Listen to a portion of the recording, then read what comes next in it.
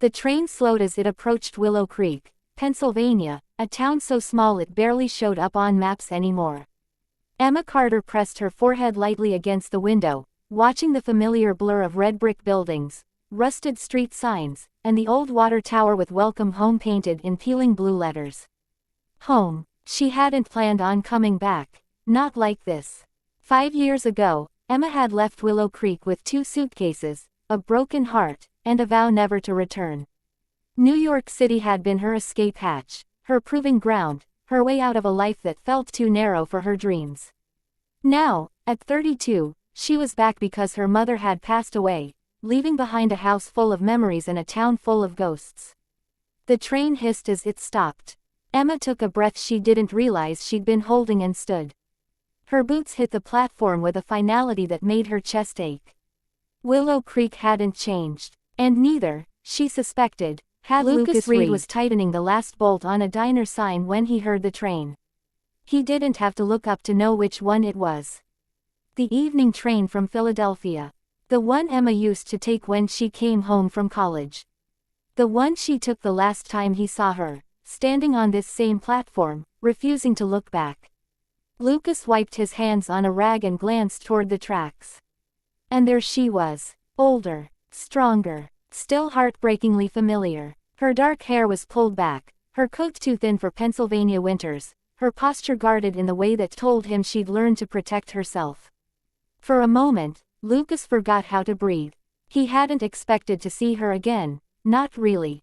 Even after hearing about her mother, he'd assumed Emma would sell the house, handle things through lawyers, and disappear back into her shiny city life. But here she was. And suddenly, every unsaid word between them felt louder than the train itself. Their eyes met. Time didn't stop, but it slowed enough to hurt. Emma froze when she saw him. Lucas Reed looked exactly like memory had preserved him. Tall, broad-shouldered, dark hair just a little longer now, jaw rough with stubble. The boy who once dreamed of leaving Willow Creek had grown into a man who stayed. "Emma," he said softly, like saying her name too loudly might scare her away. "Lucas," she replied, just one word each. And yet, a lifetime of love, resentment, longing, and regret hung in the air between them. "I didn't know you were coming today," he said. "I didn't know either," she admitted. Everything happened so fast. An awkward silence followed, thick and uncomfortable. "I'm sorry about your mom," Lucas said finally. She was good to me."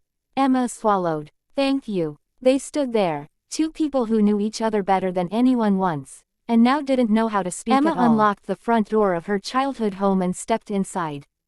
The smell hit her first: dust, old wood, and lavender.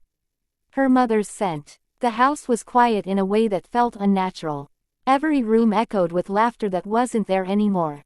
Emma walked slowly, touching picture frames, worn furniture, the wall where her height had been marked year after year. She sat on the edge of the couch and let the grief come. She cried for her mother. She cried for the girl she used to be.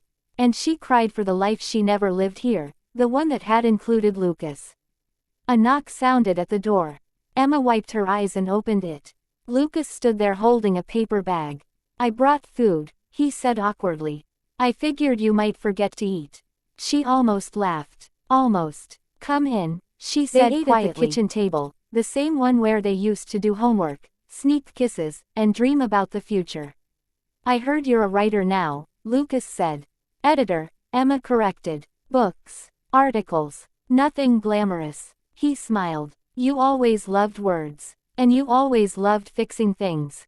Lucas shrugged. "Someone had to stay." The words landed heavier than intended.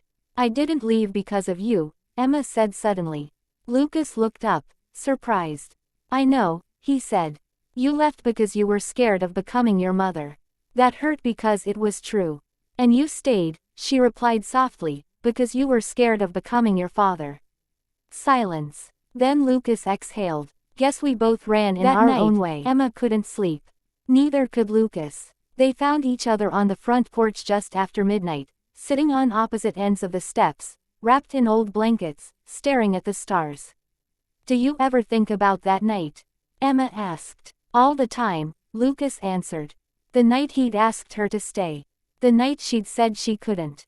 I loved you, she whispered. I never stopped, he replied.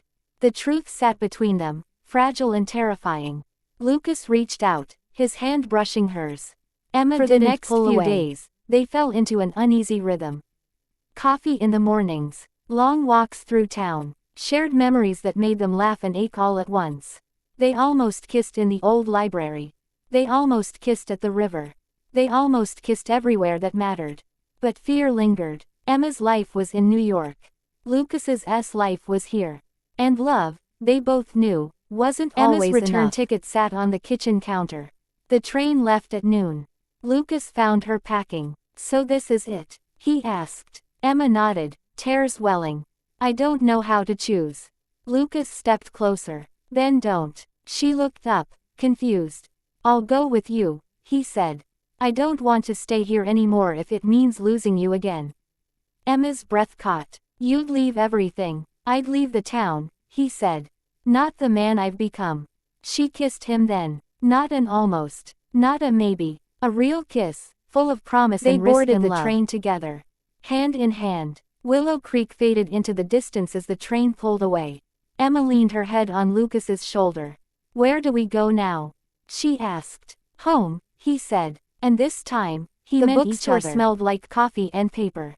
Emma watched Lucas help their daughter reach a book on the shelf. They had built a life, messy, imperfect, real. Sometimes love didn't mean staying. Sometimes it meant coming back. And sometimes, it meant taking the last train home, together.